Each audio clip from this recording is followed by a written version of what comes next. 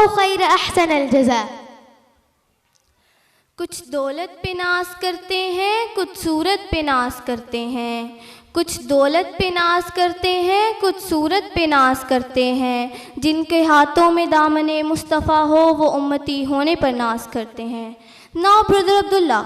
from grade 5th will come on the stage for speech on Siratun Nabi.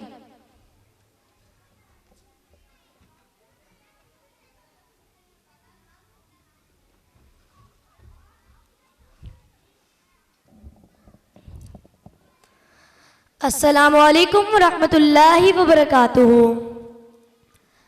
بسم اللہ الرحمن الرحیم۔ رب اشرح لی صدری ویسر لی امری واحلل عقدۃ من لسانی یفقہوا قولی۔ حسن یوسف پہ کٹی مصر میں انگشت زنا، حسن یوسف پہ کٹی مصر میں انگشت زنا، سر کٹاتے ہیں تیرے نام پہ مردان عرب۔ حاضرین محترم، میرے جیسے کم علم اور کم فہم طالب علم بھلا اس عظیم ہستی کی شان کے بارے میں کیا گفتگو کر سکتا ہے کہ جس کی عظمت خالق کائنات کی زبان قدرت سے یوں ادا ہوئی، وَرَفَعْنَا لَكَ ذِكْرَكَ۔ کسی مقام پر فرمایا اِنَّا أَعْطَيْنَاكَ الْكَوْثَرَ، تو کہیں یا ایوہ المزمل اور یا ایوہ المدثر کہہ کر خطاب فرمایا۔ حاضرین محترم، حضور صلی اللہ علیہ وآلہ وسلم کی طیب زندگی کے دو پہلو، ذات مصطفیٰ صلی اللہ علیہ وآلہ وسلم اور صفات مصطفیٰ صلی اللہ علیہ وآلہ وسلم پر ہاتھ لکھتے لکھتے ساکت ہو گئے،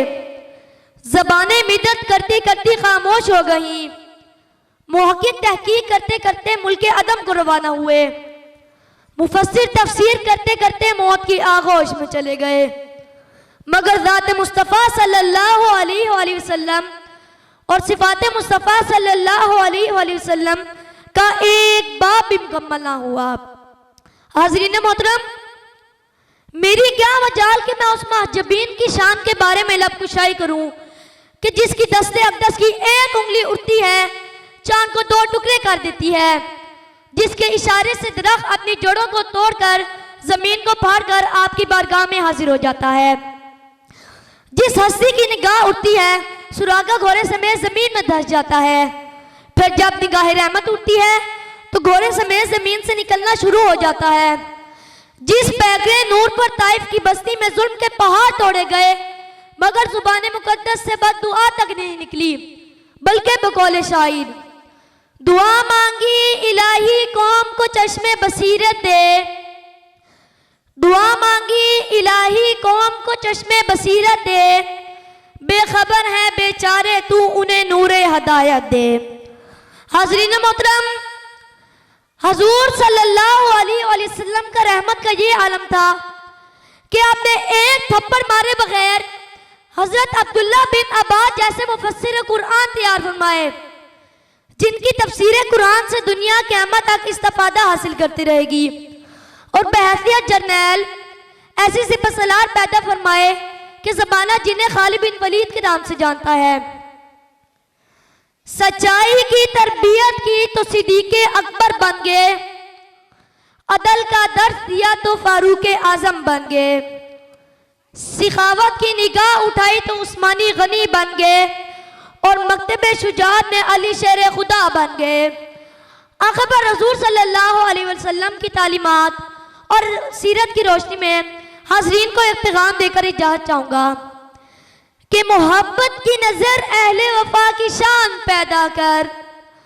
محبت کی نظر اہل وفا کی شان پیدا کر،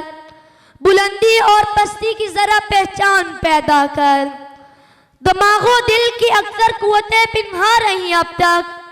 کوئی ان کے ابھرنے کا بھی اب سامان پیدا کر، نہ ہو ماحول سے مایوس دنیا خود بنا اپنی، دلوں میں حوصلے اور حوصلوں میں جان پیدا کر،